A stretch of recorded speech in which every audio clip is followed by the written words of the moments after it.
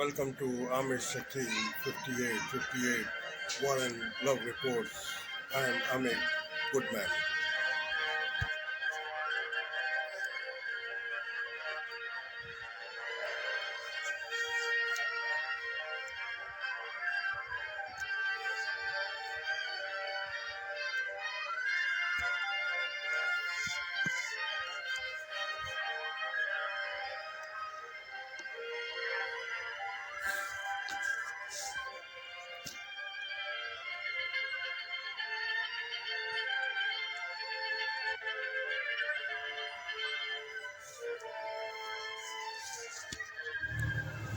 Southern California.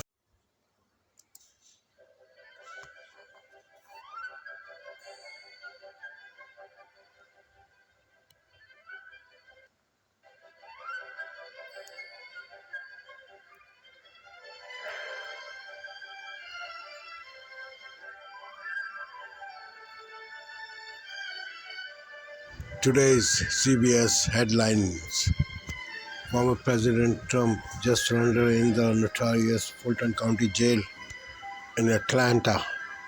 Trump book processed on 13 charges including conspiracy and racketeering related to attempts to overturn 2020 election. Like all other people who walked through the doors of that jail, the former president was fingerprinted, had his weight and height recorded, and a mugshot was taken. Trump joins 11 of his co-defendants in turning himself in just hours ago. Former White House Chief of Staff Mark Meadows surrendered at the same jail. Pentagon for the first time saying it believes Russian warlord Yevgeny Prigozhin is dead. U.S. intelligence indicates the plane that the mercenary was on was brought down by an explosion on board. Police have identified the suspects responsible for a mass shooting last night at a popular biker bar just south of Los Angeles. Witnesses say retired police officer John Snowling killed 3 people and wounded 6 others, including his estranged wife, who he was believed to be targeting. The gunman was fatally shot by deputies. So another community enduring moments of sheer terror as more than a dozen deputies descend on the Cook's Corner bar, the sound of constant gunfire. A witness said she was so scared the gun was chasing me. That's how loud the gunshot were. There was a heated debate between Republican presidential candidates in Milwaukee yesterday. Former President Trump was not in the attendance. The trial of quadruple murder suspects Brian Koberger has been indefinitely delayed. Koberger, who waived his right to a speedy trial, is charged with the brutal stabbing of 4 University of Idaho students last November. His attorney requested the delay, saying they need more time to prepare their defense.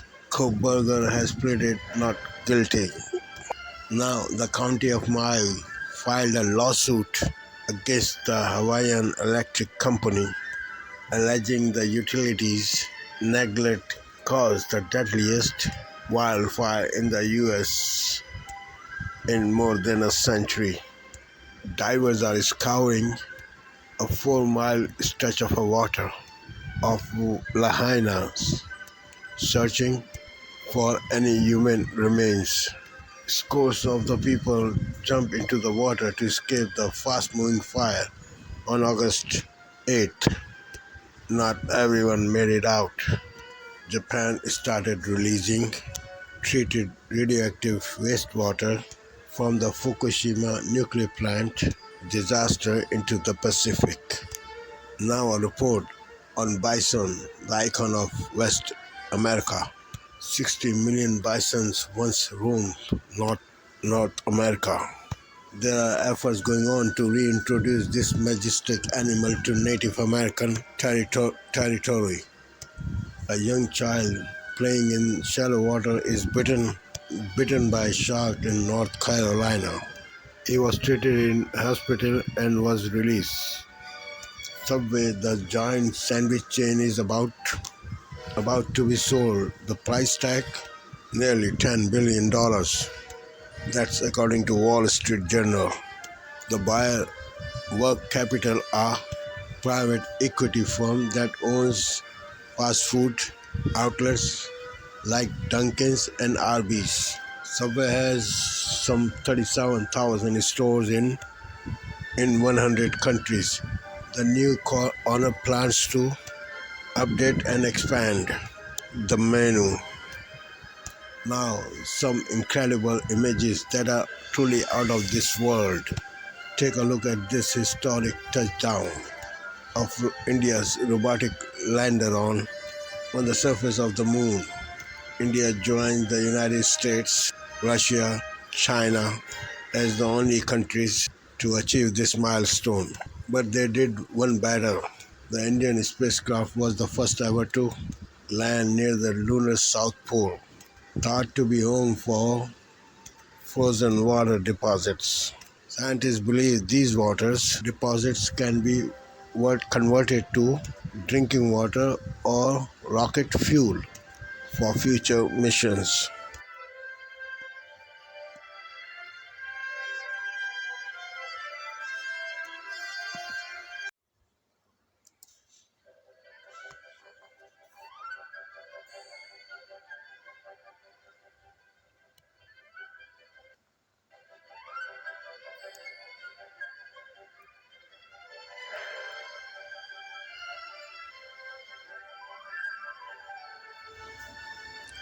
NBC and ABC have the similar headlines, just like as CBS have. Former President Trump surrenders to authorities in Fulton County, Georgia, over his efforts to subvert the state's 2020 election results. Republican candidates for the White House clashed on multiple issues, including the former president in their first debate of the 2024 election cycle. And on this Ukrainian Independence Day, the country's ambassador to the US details progress and setbacks in the latest counter-offensive against Russia's invasion. The ambassador said they had one goal to liberate all of Ukraine, and we will reach that goal. Now, how much time, weapons, energy it will take, that of course nobody knows that. Now, news in detail. Former President Donald Trump is turning himself in at the Fulton County Jail in Atlanta, Georgia tonight.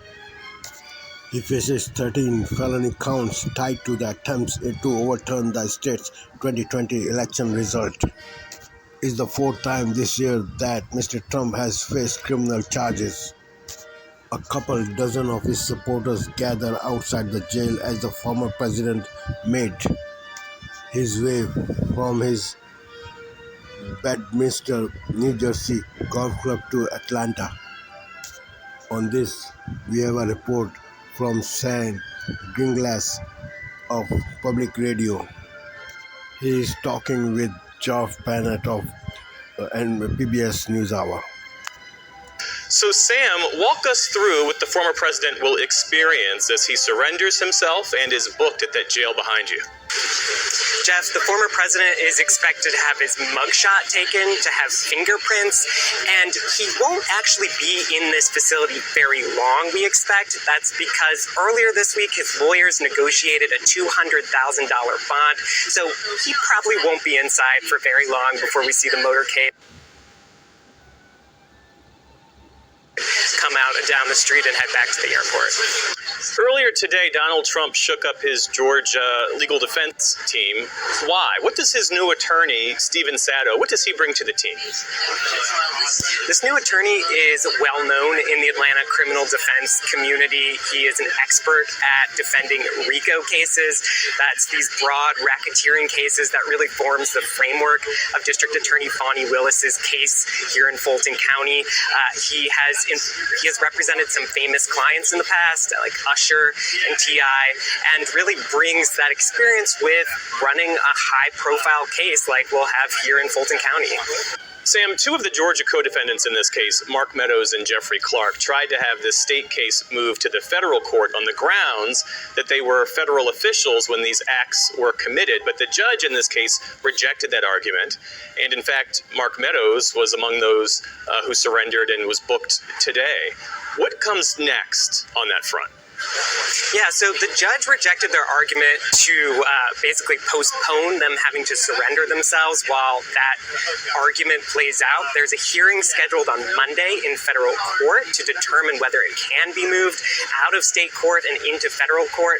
And what that judge will have to consider is whether these acts were committed under the color of office, basically as part of the official duties of these defendants when they were working out of the White House back in 2020 after the election. And there were some new developments today from the DA, Fani Willis, regarding the timeline. This case, part of the case, could start within 2 months. Is that right? Bring us up to speed. So one defendant filed a motion for a speedy trial, which is something you can do under Georgia code. Now, one question here will be what happens to the rest of the defendants. The district attorney has said that she is ready to go and move ahead to a trial for all 19 defendants. Former President Trump's lawyers have pushed back against that idea. So we just have to remember that it's up to the judge to set the schedule, not the district attorney. So it's really up in the air right now what happens with the timeline of this case. There are so many factors that could slow this down, from protracted jury selection to those efforts that you just mentioned to move this case out of state court and into federal court. So a lot of unclear in this moment where the timeline heads. And the one defendant you mentioned is Kenneth Cheesebro, who allegedly helped plan the fake elector strategy. The judge in this case said that his trial will start on October 23rd. But let's talk more about this judge, because he seems to be making decisions fairly rapidly. What more can you tell us about him? So this judge was an appointee of Governor Brian Kemp, who's a Republican. He's actually only been on the bench for a couple of months, so he's fairly new to the courtroom. But lawyers who have worked with him, who have stood on the other side as defense attorneys when he served as a prosecutor, have said that he is smart and kind, and this will certainly be his biggest case yet. Sam Gringlass of W. Donald Trump's legal issues were one of the many topics featured in last night's Republican presidential debate in Milwaukee, even though the former president himself chose to skip it. A total of 8 other candidates took the stage in hopes of establishing themselves as viable contenders for the GOP nomination. Let's watch a report by Lisa Desjardins of PBS NewsHour on this. Debate of the 2024 presidential election cycle. Tonight, the race for the White House takes... In Wisconsin, the state where the Republican Party was formed, a heated debate over its future. We don't need to bring in a rookie. We don't need to bring in people without experience. And that of the country, with 8 candidates on stage vying for the spotlight in a debate full of fireworks. Mr. Ramaswamy, hold on, Senator Scott. Early on, Florida Governor Ron DeSantis touted his record and approach. We must reverse Bidenomics so that middle-class families have a chance to succeed again. But after that, neither DeSantis nor Biden were the center of attention. Instead, it was 38-year-old businessman Vivek Ramaswamy, a Trump acolyte and lightning rod. He doubled down on climate denial when asked about devastating wildfires and heat waves that scientists agree are exacerbated by human activity. Let us be honest as Republicans. I'm the only person on the stage who isn't bought and paid for, so I can say this. The climate change agenda is a hoax. There is wide scientific consensus that climate change is real and driven by mankind. Ramaswamy quickly found challenges, starting with former Vice President Mike Pence. The two held a debate over the fundamental state of the country. We're in the middle of a national identity crisis. We don't have an identity crisis, Vivek. We're not looking for a new national identity. The American people are the most faith-filled, freedom-loving, idealistic, hardworking people the world has ever known. We just need government as good as our people. Well, Mike, I think the difference is you might have, some others like you may have on the stage, it's Morning in America speech. It is not Morning in America. We live in a dark moment, and we have to confront the fact that we're in an internal, sort of cold cultural civil war. Later, it was former South Carolina Governor and UN Ambassador Nikki Haley railing against Ramaswamy on foreign policy. He would limit U.S. spending and involvement overseas, including with Israel, Ukraine, and Taiwan. Haley accused him of wanting to cut that support altogether. You've been pushing this lie all week, You want Nikki. to go and defund Israel? You want to Okay, give let me Taiwan address to that. China? I'm glad you brought that up. You want to go and give I'm going to address Russia? each of those. This is the false Under your watch, So you the will reality make America less safe. You have no foreign policy experience, and it shows. And you know what? It shows. Some others on stage, like South Carolina Senator Tim Scott, stayed out of the fray. Going back and forth and being childish is not helpful to the American people to decide on the next leader of our country. Scott focused on other issues: schools, abortion. We must have a president of the United States who will advocate and fight for, at the minimum, a 15-week limit.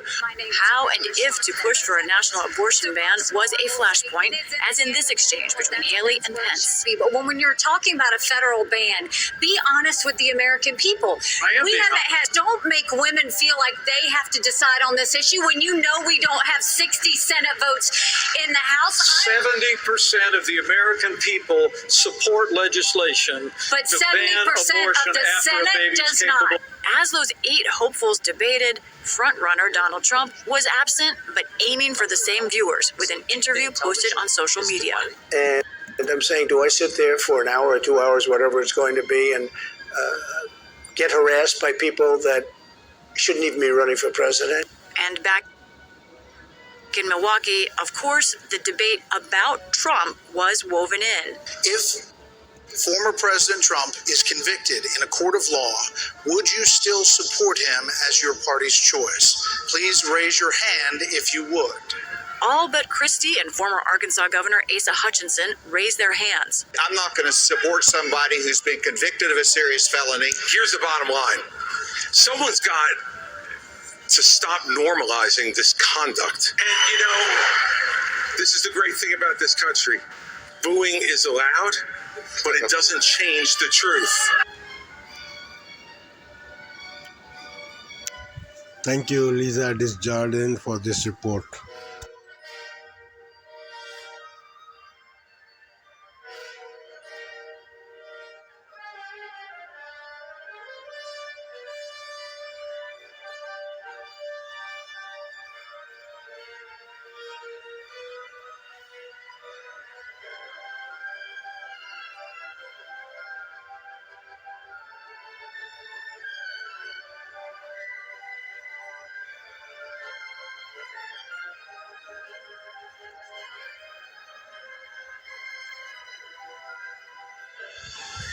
Thank you for watching and privilege of your time.